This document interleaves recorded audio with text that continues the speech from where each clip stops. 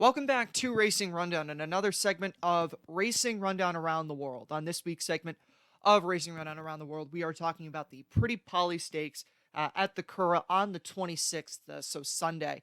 We are not going to be doing a specific talk about the Irish Derby on Racing Rundown Around the World this week. I will talk about it in a couple of minutes. But before we get into stuff internationally, I did just want to put out one note about racing in the U.S. this week, and that is one final pick for the two of us, myself and Eric. Eric is not going to be joining me for this preview, but we did want to give out one pick at Churchill Downs this weekend, and that is in the Chicago Stakes, the 7 furlong race that was moved to the dirt after the turf course issues at Churchill Downs. And in that race, Eric and I are going to be taking a angle against the two moderate favorites in Sconson and Bell's the One. We're going to be going with the number 2 Penny Baker in that race. You'll hear more about the Chicago on Racing Rundown next week when we recap that race, but we did just want to throw that pick out there. Also, just since it is happening, and I will talk about it, but I'm not going to spend more than 30 seconds on it.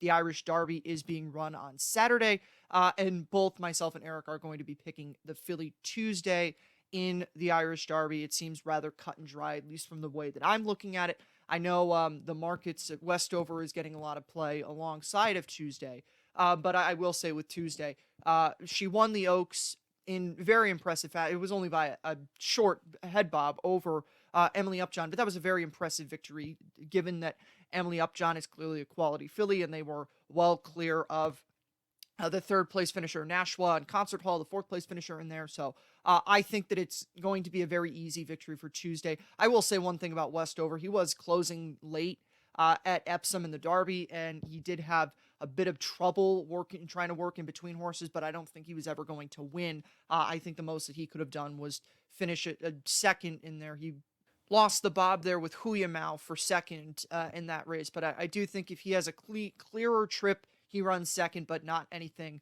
threatening to Desert Crown. So the pick for both of us, myself and Eric, is going to be Tuesday in the Irish Derby. Now we'll move on to the race that we're actually going to talk about, and that is the Pretty Poly Stakes. Mile and a quarter for fillies and mares, 3-year-olds and upwards. And I think that this is a very interesting race, and it certainly makes up for what is at least, I'm not going to say disappointing Irish Derby, but rather cut and dry. This race I don't think is cut and dry. There are several different angles you can go with. Right now, if you look at the best odds, La Petite Coco is the favorite right now. She's coming off a pretty significant layoff, though. She hasn't run since September of last year, which was a Group 2 at the Curragh. In that race, she beat a couple of Group 1 quality or Group 1 caliber mares in that race. Love, the Oaks and 1,000 Guineas winner from 2020, and Thundering Knights, who won this race last year, the Pretty Poly, and she also won the New York Stakes at Belmont Park. So a couple of quality fillies and mares that she beat in that race. Certainly deserving of respect, but my rule of thumb is usually I don't like to take horses off of significant layoffs like that. So I will not be going with her in this race. Dreamloper is really interesting in here because Dreamloper's coming out of a Group 1 win at Longshot back in May, and she beat a couple of good-ish horses in there. Seal Away, the winner of the Champion Stakes last year, has not returned with the same punch that he had last year. Pretty Tiger looked like he was in a good position. You know, he had been putting in some good runs toward that. Was second behind State of Rest in the Group 1 at Longshot, the Prix Gagny. I apologize for not having the race name immediately in front of me. So a couple of good males in there, but probably not the greatest group of horses in the world in there, but it was a quality victory for her in that race. This is going to be the first time that she is going to go a mile and a quarter. She went a mile and an eighth in that race and did fine there. I'm not really super concerned about the distance. She's going to be Eric's pick in this race. I thought that I could go elsewhere in here, but she makes plenty of sense, especially coming out of those two good victories there in a Group 1. Certainly you can't knock a horse too much coming out of a Group 1 win in a race like that. Moving on to the next horse that I want to talk about, and that's Purple Pay, who was the winner of a Group 2 at Chantilly back a couple weeks ago on the same weekend as the French Derby. She won that race over Life in Motion. And go back to her start 2 back at the Curragh in the Irish 1,000 guineas. She was beaten significantly by Homeless Song and the others in there, but you know, there has been the form from that race has turned out to be very good. Obviously, with Tuesday and Concert Hall both giving credible credible accounts of themselves at Epsom. Obviously, Tuesday winning the race, and Concert Hall, who I will get to in a moment. But the one thing, and I guess from a pedigree perspective, you can't be super concerned about it. But I'm not crazy about Purple Pay. She hasn't gone a mile and a quarter yet. She did win going a mile and an eighth last year on the turf, so that's not something to be super concerned about in terms of the distance. But I'm looking for a way to not go with her in here, and aside from the fact that she lost in the 1,000 in the Irish 1,000 guineas, that's another reason that I have to go against her in this race. Moving on next to My Astra, who is coming out of a listed race going a mile and a quarter on soft turf, but that was she won that race by 12 lengths. So obviously a very impressive victory there, and she is getting some play right now in the market. So another race that you can't ignore. But the horse I'm going to go with here is Concert Hall. I've been alluding to her a little bit. If you remember back to the video that I did for the Epsom Oaks, I thought that she was the bet, and I was wrong with Tuesday. I didn't think Tuesday was going to be able to beat Emily Upjohn there, and I said that Concert Hall, I liked her the most of the Aidan O'Brien runners in that race.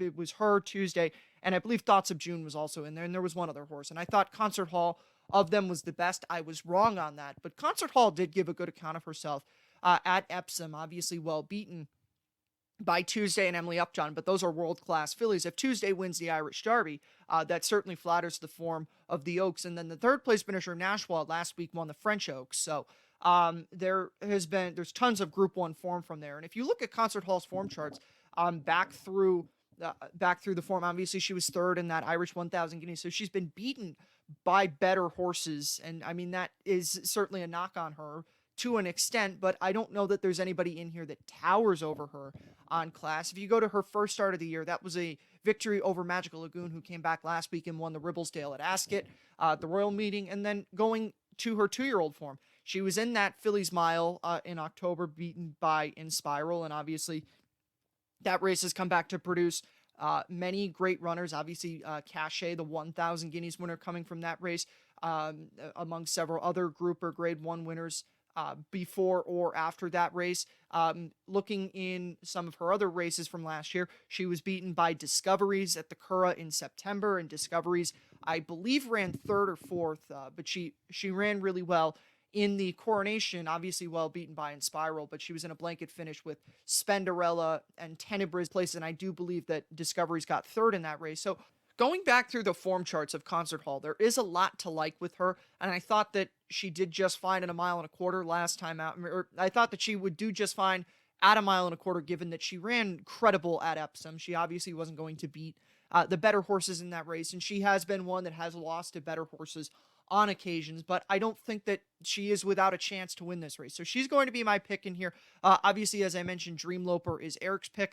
Outside of anybody else, I didn't really like too many horses underneath of Concert Hall. It's a minor shot here, especially where the market is right now, but I think I've got a good chance with her because she does have good form, and obviously Dreamloper coming out of a Group 1 win, and looks like that she will handle the distance in this race just fine, a mile and a quarter. So this is a race I'm certainly looking forward to this more so than the Irish Derby, and hopefully we're able to help you out with something here. And, just to also one more time reiterate what I said earlier, in races outside of the Pretty Polly and the Irish Derby, both Eric and I have Tuesday, and then in the one race in the U.S. that we did want to give out picks for this week, we are on Penny Baker in the Chicago Stakes at Churchill Downs. So we'll see you next week on Racing Rundown Around the World. We're going to be doing the Eclipse Stakes, mile and a quarter at Sandown next week. That race is looking like it's going to be very interesting. So we'll see you for that. Have a good one, and hopefully we're able to help you out. And if you haven't checked out Racing Rundown's recap of Royal Ascot from this past week,